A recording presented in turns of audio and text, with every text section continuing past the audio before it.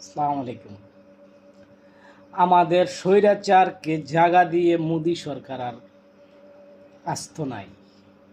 কারণ স্বৈরাচার হাসিনা যা যা করত, এখন মোদি সরকার তা করতেছে তার কুর্সি রক্ষা করার জন্য, সিট রক্ষা করার জন্য। গেছে কাল পার্লামেন্টের সংসদ ভবনের পিছন দিয়া পালাই গেছে।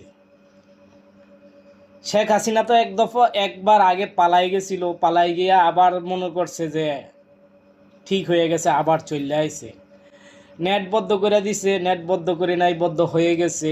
এরকম দিল্লিতেও নেট বদ্ধ করে নাই, বদ্ধ হয়ে গেছে।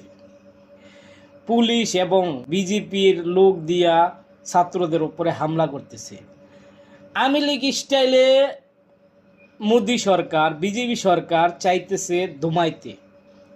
এখন দমাইতে পারতেছে না, কারণ এটা দমানো সম্ভব না। এটা জিএনজি আন্দোলন, হাদির আন্দোলন। হাদি মানে কি? ইনকলাব জিন্দাবাদ। এখন শুরু হয়ে গেছে ইন্ডিয়ার ভিতরে ইনকলাব জিন্দাবাদ।